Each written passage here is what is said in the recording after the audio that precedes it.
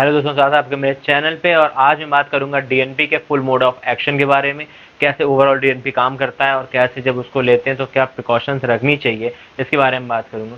वैसे मैं कोशिश करूंगा कि मैं यहाँ पर आगे चल के नेचुरल चीज़ों को ज़्यादा प्रमोट करूँ, मैं डीएनपी जैसी चीज़ों को प्रमोट नहीं करना चाहता।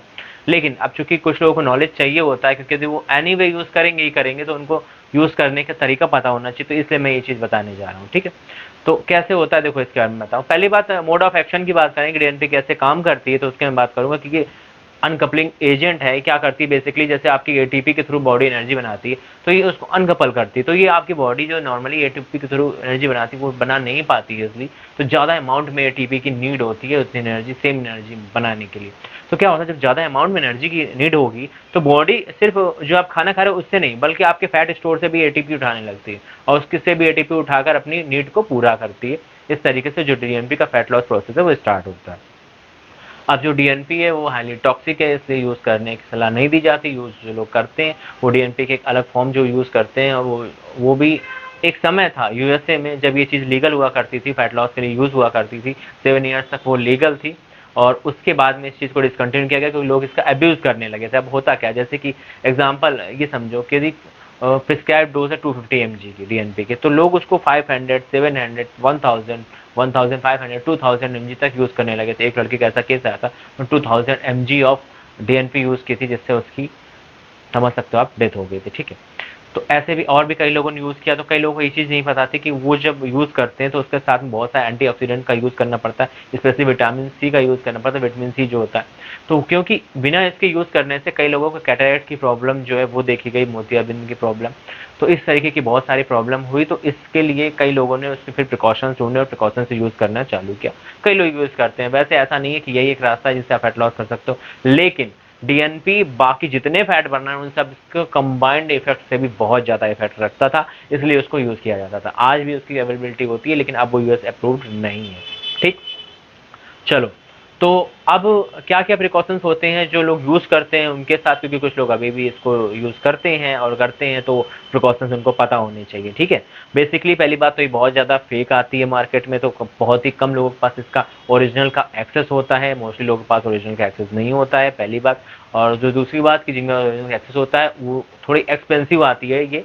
और इसको यूज़ जैसे आप कर रहे हो, तो पहली बात इसके साथ टी थ्री यूज़ करना चाहिए। टी थ्री क्यों यूज़ करना चाहिए, क्योंकि ये देखा गया था कि डीएनपी जब भी यूज़ करते हैं तो वो थायराइड फंक्शन को आपके उतने समय के लिए टेम्परेरी जो डिक्रीज करता है, डिक्रीज इसलिए करता है, कभी भी आप डाइटिंग करोगे तो क्या होगा, एक समय के बाद क्या होता है, बॉडी अपने थायराइड को एडजस्ट करती है, तो वो अपने थायराइड के जो फंक्शन है उसको धीमा करती है ताकि आपका मेटाबॉलिज्म धीमा हो सके, आप ज़्यादा कैलोरीज जल्दी से खर्च ना कर दो, लंबे टाइम तक आप जी सको। जैसा कि हमारी बॉडी का जो मैकेनिज्म ऑफ एक्शन है वो आपको बहुत लंबे समय तक आपके बचे हुए फैट से भी जिंदा रखने के लिए।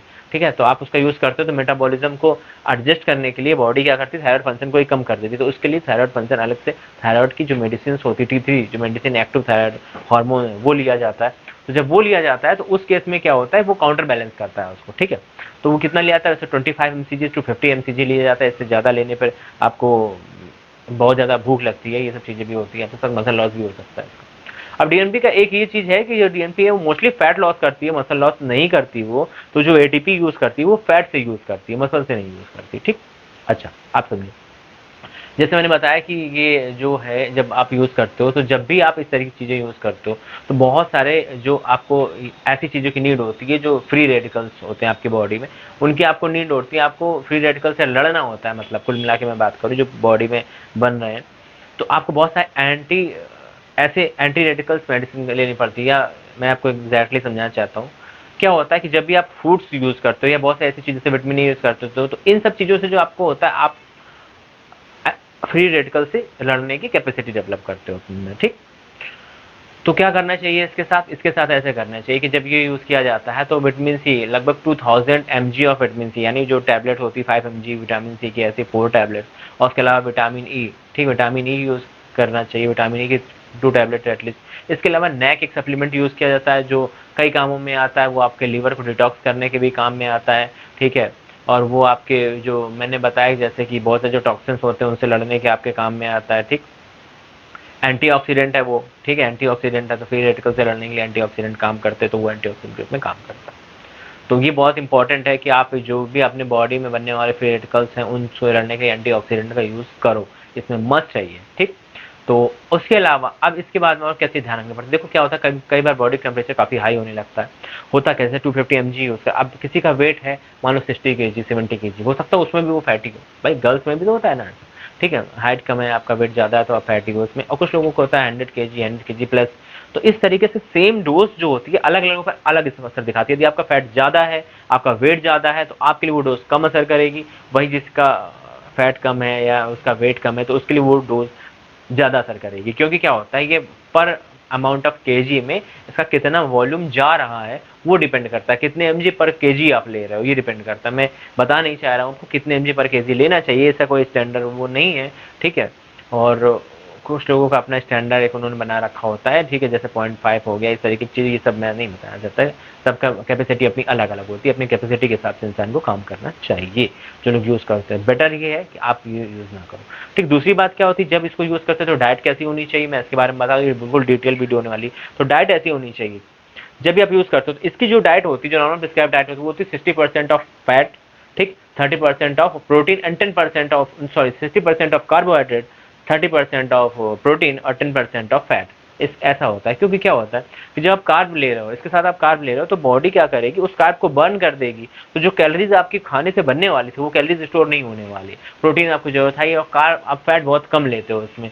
फैट कम क्यों लेते हो कि फैट से जो एनर्जी आने वाली है उसको डायरेक्ट बर्न नहीं करने वाला है, वो डायरेक्ट कार्ब बर्न करता है, डीएनपी डायरेक्ट कार्ब बर्न करता है। तो एग्जांपल जैसे आप 2500 कैलोरीज ले रहे हो तो उसमें यदि आप 60% जो है वो आप कार्ब से ले रहे हो तो ये कार्ब की जो कैलोरीज आ रही है इसको डायरेक्ट बर्न करेगा, ठीक है। उसके बाद में कुछ आपका फैट का कार्ब वो भी बर्न होगा, जो फैट का जो फैटी एसिड आपके हैं बॉडी में वो भी बर्न होते हैं। तो इसके साथ कुछ चीज़ें और जो है बेनिफिशियल होती हैं, जैसे कि कैफीन यदि आप लिमिटेड मात्रा में लेते हो तो वो आपके फैट लॉस को वैसे भी बूस्ट करता है और इसके साथ वो ज़्यादा हेल्प करता है आपके फैट से फैटी एसिड में बदलने की प्रक्रिया, और उस फिर फैटी एसिड्स को जो आपकी बॉडी यूज़ करती है एनर्जी के लिए, इस तरीके से काम करता है कैफीन। कैफीन के ऊपर कभी अलग वीडियो बनाऊंगा। कैफीन बहुत ही बढ़िया चीज़ है, ठीक है, लेकिन यदि आप उसको कम अमाउंट में सही अमाउंट में यूज़ करो, सही तरीके से यूज़ करो तब। यदि आप दूध के साथ शक्कर मिला के इस तरीके से ले रहे हो तो वो बेकार है, आपको नुकसान ही करेगा, फ़ायदा नहीं करने वाला, ठीक है। तो मैंने ऑलमोस्ट डीएनपी की सारी चीज़ें कवर कर दी हैं जो चीज़ें नीड होती हैं। बाकी जो लोग यूज़ करते हैं उनको बहुत ज़्यादा प्रिकॉशन रखनी पड़ती है। जैसे हीटिंग की एक प्रॉब्लम होती है कि कई बार आप जब ले रहे हो, जैसे आपने आज लिया, कल लिया, परसों लिया, आपको लगे इट्स ओके, ज़्यादा कुछ नहीं है, 2 दिन 3 दिन 4 दिन हो गए, आप हाँ ठीक है थोड़ी हीट है मैं इसको झेल सकता हूँ।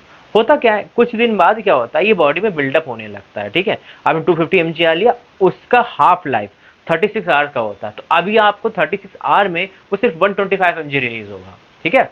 तब तक आपने दूसरी डोज ली, अब क्या हुआ वो जो 125 mg रिलीज हुआ था 36 आवर में, अगली बार में उसका भी हाफ रिलीज होगा 62 mg।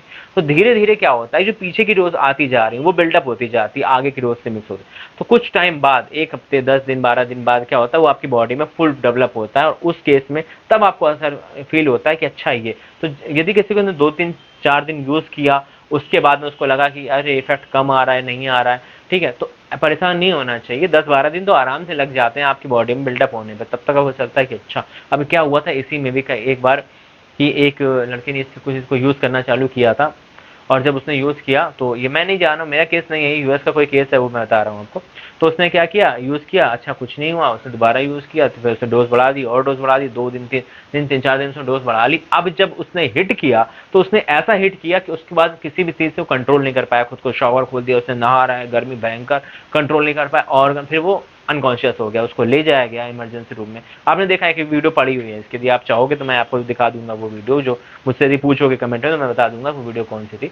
तो उसमें क्या होता है फिर डॉक्टर को समझ नहीं आता था करे क्या, तो डॉक्टर ग्लूकोज चढ़ाने लगते हैं। ग्लूकोज जब चढ़ाने लगते हैं तो अब चूंकि ग्लूकोज है, शुगर है तो और ज्यादा टेम्परेचर बढ़ना है, तो टेम्परेचर कम ही नहीं होता किसी कंडीशन में, ठीक है। तो डीएनपी का एक ऐसा मैकेनिज्म एक बार स्टार्ट हो गया तो फिर इसका बंद होना बड़ा मुश्किल है, बंद नहीं होता जल्दी, इसकी कोई मेडिसिन नहीं है जो आपको इसको ठीक कर सके, ठीक है। तो इसका प्रिकॉशन ही एक बचाव है, इसका दूसरा कोई बचाव नहीं, इसलिए इतनी हाईली डेंजरस इसको बोला जाता है। इसके बारे में सिर्फ ये जो मैं वीडियो बना रहा हूँ ये सिर्फ और सिर्फ एजुकेशन पर्पज़ के लिए, किसी भी और पर्पज़ के लिए नहीं है, ना रिकमेंड की जा रही है आपको, ना कभी की जाएगी, ना ये मास में यूज़ करना चाहिए। इसको बंद कर दिया गया है, इसकी कोई वजह है, ठीक, क्योंकि लोग रिस्पॉन्सिबल यूज़ नहीं करते थे इसलिए इसको बंद कर दिया गया। डाइट सबसे अच्छा तरीका होता है किसी भी तरीके से जब आप फैट लॉस करते हो, डाइट सबसे सेफ वे है, सेफ वे में यदि डाइट करो तो सबसे सेफ है। बाकी कोई भी चीज़ यदि आप गलत तरीके से यूज़ करते हो, तो अच्छी क्यों ना हो, पानी क्यों ना, वो भी आपको प्रॉब्लम दे सकता है। कई लोगों ने वाटर फास्टिंग से भी अपने आप को नुकसान पहुंचाया है, कई लोगों ने डाइटिंग से भी अपने आप को बहुत नुकसान पहुंचा लिया। ठीक है, ब्रिजेलियन टाइप की एक जो डाइटिंग होती है उसको फॉलो करते हैं। ठीक है, आपने सुना हो, नहीं सुना होगा तो मैं उसके ऊपर एक वीडियो बनाऊंगा। तो इस तरीके की चीज़ें होती हैं, कई लोग यूज़ करते हैं और अपने हिसाब से रिजल्ट पाते हैं। कई लोग रिजल्ट पा जाते हैं और कई लोग रिजल्ट नहीं पाते, उनको साइड इफेक्ट ज़्यादा आते हैं। तो कोई भी चीज़ हो, ये सब चीज़ें हमेशा किसी ना किसी के सुपरविजन में यूज़ करनी चाहिए, कभी खुद से यूज़ नहीं करनी चाहिए। जिसको इसके लिए बहुत ज़्यादा एक्सपीरियंस है उसको यूज़ करनी चाहिए। सिर्फ यदि कोई आपको ऑनलाइन सेल कर दिया किसी ने, आपने ले लिया, आपको बताया नहीं गया कैसे यूज़ करना, क्या यूज़ करना, आपने यूज़ कर लिया, तो ये चीज़ें नहीं यूज़ करनी चाहिए। वैसे भी थोड़ा बहुत फैट है तो उनके लिए ये चीज़ें होती ही नहीं है। ज़्यादा फैट है, जो लोग लॉस नहीं कर पा रहे हैं, वो कई तरीके से कभी कभी ऐसी चीज़ों का यूज़ करते थे। पहले होता था, डॉक्टर प्रिस्क्राइब करते थे, लेकिन लोगों ने, पेशेंट्स ने सही तरीके से नहीं लिया, इससे उनको नुकसान हुआ। एक समय ऐसा था जब साइबेरिया में, रशिया में क्या होता था, बहुत ज़्यादा ठंडी होती वहाँ पर, तो वहाँ पर डीएनपी का यूज़ होता था बॉडी को गर्म रखने के लिए। ये उसका प्राइमरी जो यूज़ होता है, एक तरीके से साइड इफेक्ट का यूज़ वो लोग करते थे। इस तरीके की बात है, तो उस टाइम पता चला कि ये एक्चुअली फैट लॉस भी करता है। और दूसरे तरीके को पता चला डीएनपी एक्चुअली एक तरीके का केमिकल है जो यूज़ होता है अदर चीज़ों में, जो कि डाइटिंग से बिल्कुल रिलेटेड, डाइट से बिल्कुल रिलेटेड नहीं है। लेकिन वो जो वर्कर्स काम करते थे उनको लगा कि उनके हाथ के थ्रू जो लग जाता था उनके डेट, उससे उनका फैट लॉस होने लगा उनको। तो ये पता चला कि एब्जॉर्ब हो जाता है बॉडी में, ब्लड स्ट्रीम में, छूने से भी पहुंच जाता है। कोई भी चीज़ हमारी बॉडी के स्किन के थ्रू संपर्क में आती है तो वो भी हमारे बॉडी में ब्लड स्ट्रीम में जा सकती है और उससे ये साइड इफेक्ट हो सकती है। ठीक है, तो होप कि आपको ये मैंने काफ़ी डिटेल में चीज़ें कवर की। और बहुत इंपॉर्टेंट होता है एंटीऑक्सीडेंट का यूज़ करना, बहुत ज़्यादा इंपॉर्टेंट होता है फ्री रेडिकल से लड़ना। कभी भी जब भी आप फैट लॉस करते हो, खासकर इतनी फास्ट डीएनपी यूज़ करता है। क्यों? डीएनपी जो अकेले डीएनपी का की जो पावर है फैट लॉस की, वो आपके T3, क्लेनब्यूट्रॉल, एचजीएच, इन सब की मिक्स पावर से भी कहीं ज़्यादा है। तो ये सब मिलाकर भी कोई भी fat loss burner, fat burner कोई भी ऐसा नहीं है। पेड्रिन पेड्रिन सब मिला लो, सब एक तरफ और डीएनपी एक तरफ, इस तरीके से डीएनपी फैट लॉस करता है। लेकिन एक चीज़ देखी गई है जो मैंने अपने पर्सनल एक्सपीरियंस से देखी है, ठीक है, और मैंने और भी लोगों पे देखी कि डीएनपी क्या होता है, जब फर्स्ट टाइम सेकंड टाइम लोग यूज़ करते हैं ज़्यादा इफेक्ट आता है, but bar bar same cheese use करने पर वो इफेक्ट नहीं आता। बॉडी पता नहीं कैसे कुछ हद तक तो अपने आप को शिफ्ट कर लेती है ताकि वो उस चीज़ से बच सके और उतना फैट लॉस वो दोबारा उसको स्पीड में नहीं करती है। तो उस केस में और थोड़ा आपको पुश करना पड़ता है बॉडी को ताकि वो फैट लॉस करती है। चलिए, होप कि आपको ये चीज़ें समझ में आई होंगी। मिलते हैं अगली वीडियो में, तब तक के good bye and take care.